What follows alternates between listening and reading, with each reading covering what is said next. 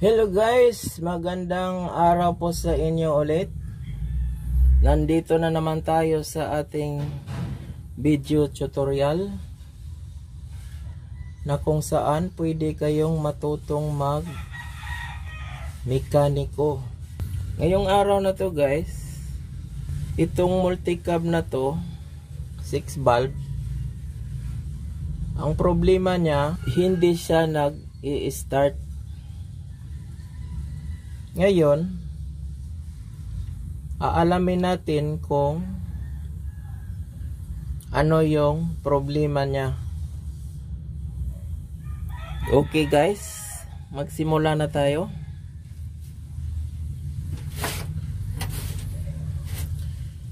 Guys, since na ako lang mag-isa dito,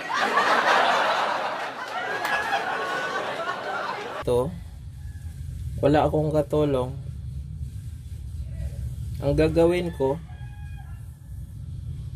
gumawa ako ng switch para sa starter, para kahit ako lang mag-isa pwede kong ma-start yung makina. Ngayon, ilalagay ko muna to guys dito sa may starter.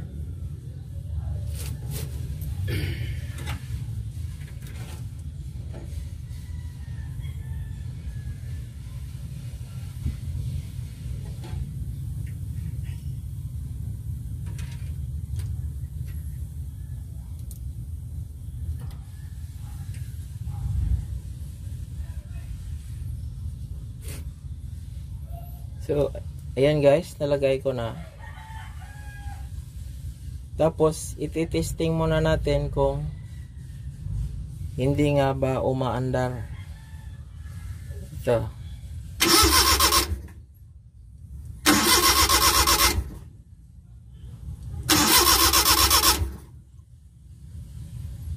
Ayan guys, hindi nga siya umaandar.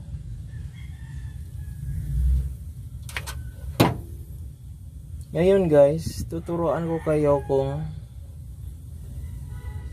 ano ang ating gagawin. Ano una nating gagawin kapag hindi umaandar ang ating mga sasakyan. Una guys, bubunutin nyo itong high tension wire ng ignition coil. Tapos itatapat nyo dito sa any part na metal ng makina. Yan, i-distansya nyo lang. Tapos ngayon, gagawin nyo, start natin uli. Tapos dapat kung good yung ating ignition coil, dapat may kuryente na lalabas dito. Yan, start na natin.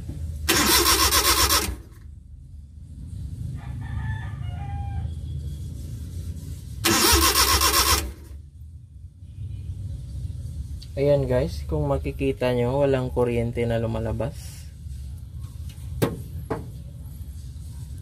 Ngayon guys, pag nakikita nating walang kuryente na lumalabas dito, sunod natin gawin, titingnan natin tong linya ng ignition coil kung may positive ba na dumadaloy dito. Switch on nyo lang muna yung susian guys, ilagay nyo sa on. Tapos gumamit tayo ng test light. Ito yung clip nya guys, ilalagay natin to sa ground dito, kasi yung kahit saan dito basta yung metal ground kasi yan guys, any part na metal dito sa ating makina. Tapos yung kabila guys, itutusok natin dito sa positive terminal ng ignition coil. Titingnan natin kung may kuryente na lumalabas.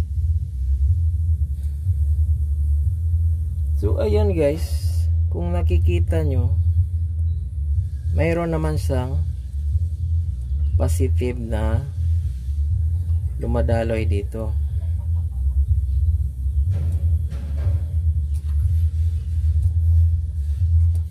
Tapos dito guys, dapat dito pag start natin yung makina, dapat mag-bibling tong ating test light. Dapat mag-bibling to. Okay, start na natin.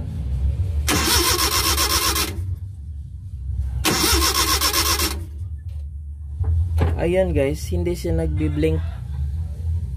Dapat kasi gumaganon-ganon yung ilaw.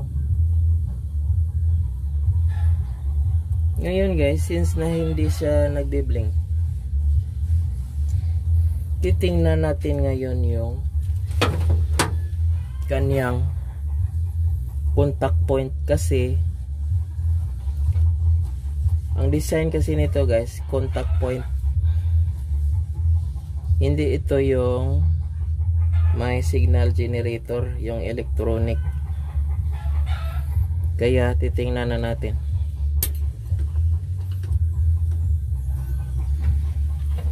Kung anong nangyari dito. Puhugutin muna natin to guys, itong kanyang rotor.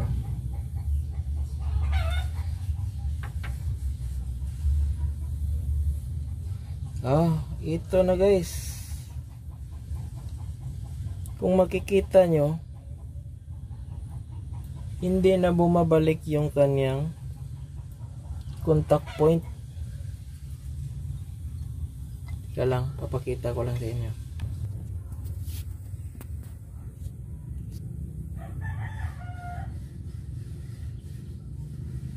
Ayan guys, hindi na siya bumabalik. Ito. Kaya pala naputol yung kanyang parang spring niya. Ito naputol. Kaya pala. Ayan guys, tatanggalin lang muna natin para palitan natin ng bago, para mabilhan ng bago.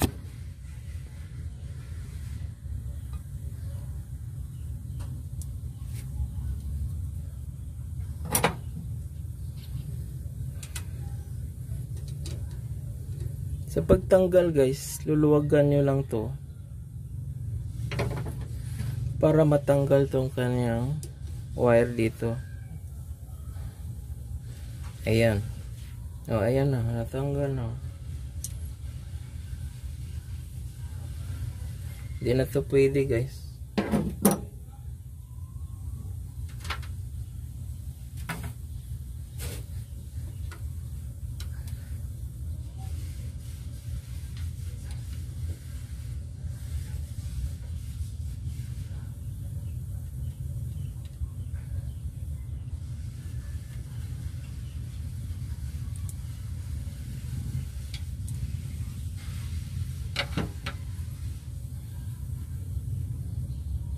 Yan guys, wala na, putol na. Dapat bumabalik kasi to guys, bumabalik to sa pamamagitan nito.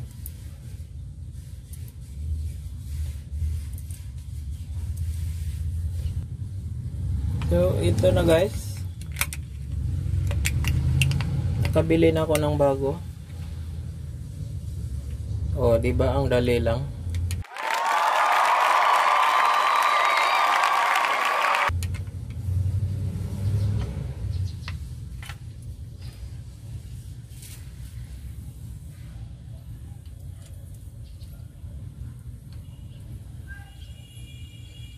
Ngayon guys, sa paglalagay nito, dapat dito natin siya itatapat sa may flat side.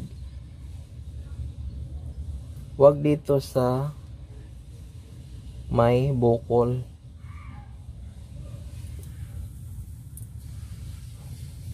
Ilinisin lang muna natin.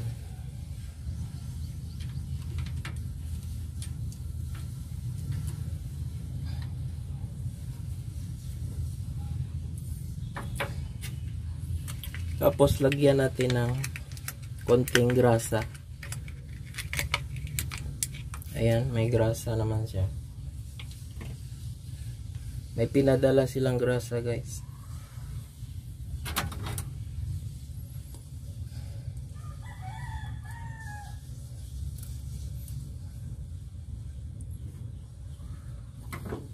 Ang paglalagay nito guys, hindi naman yung masyadong marami, manipis lang.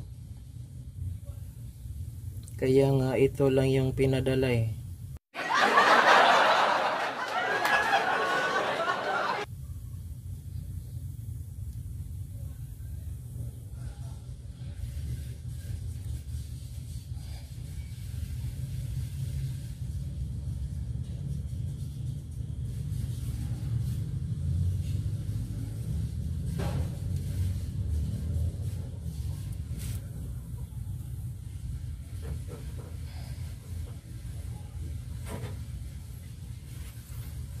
Yan guys, ilalagay na natin.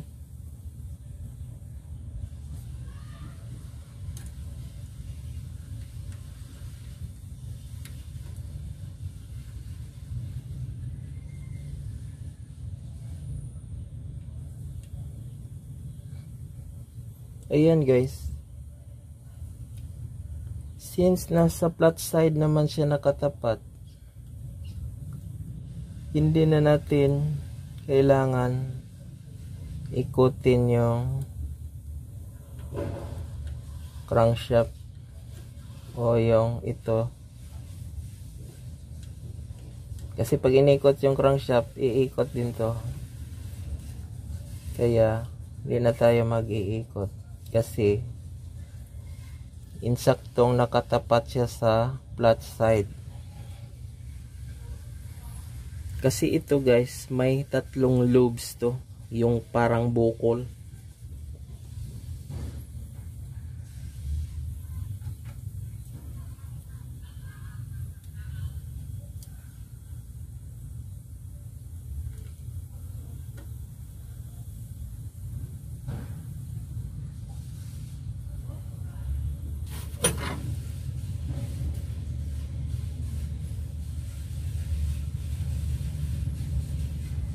Tapos guys,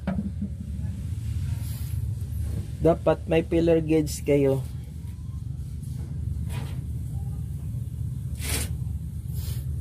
Kasi lalagyan pa yan ng clearance. Dito. Papakita ko lang sa inyo.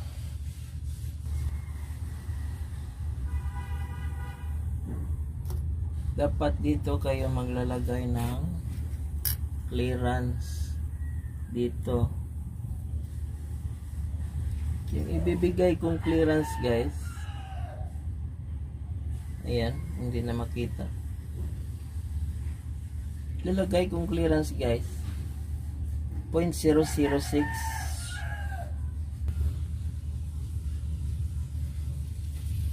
Yung iba kasi guys dito nagsusukat,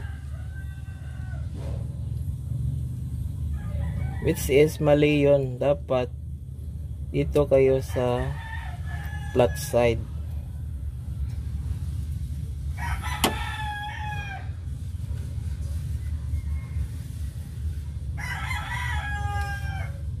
Yan, dapat pumasok to. Ayan. Tapos ipipress nyo ng ganyan, saka kayo maghigpit. Pitan nyo tong screw.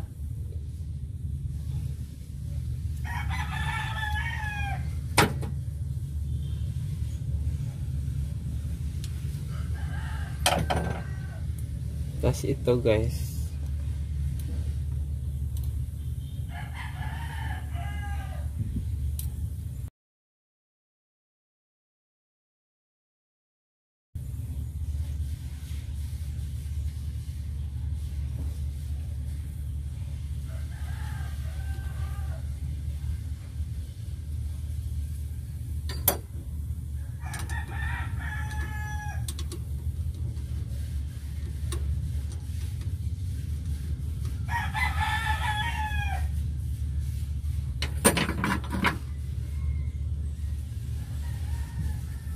Tas huwag niyong kalimutan tong kanyang rotor.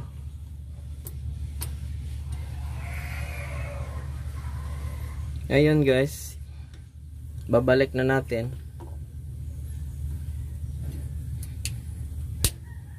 Tapos iti-testing.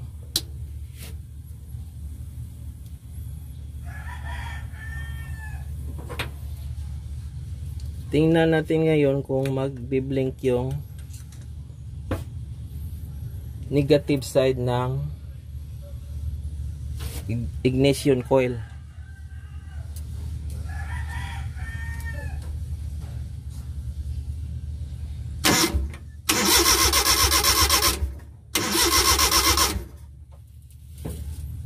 So ayan guys, nagbi-blink na siya. Ngayon, iti-testing muna natin kung may kuryente na lumalabas.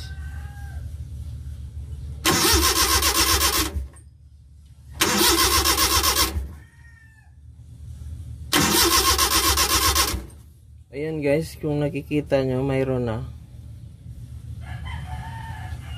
Yan, ibabalik na natin. Titesting natin ngayon kung aandar na ba.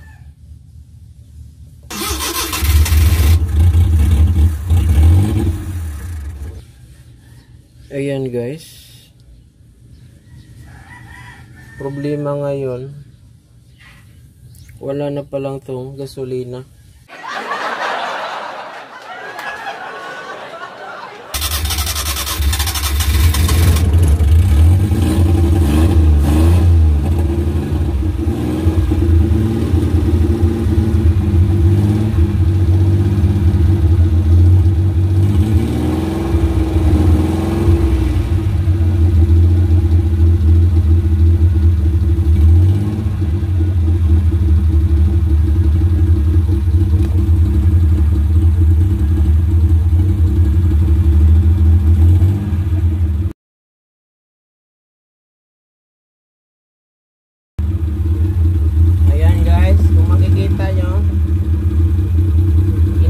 Muna natin kasi wala na pala tong gasolina.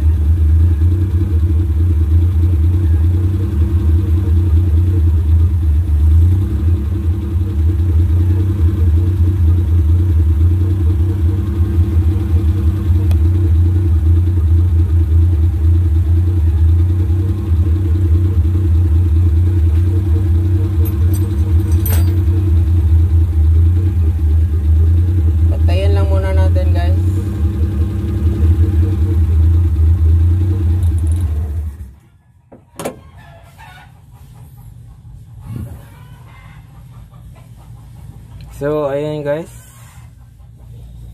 Yan lang muna yung masishare ko sa inyo. Kasi, bibili pa ako ng gasolina. Kasi, wala na pala tong gasolina. Salamat sa panonood guys. Sana may natutunan kayo. God bless po sa inyo lahat.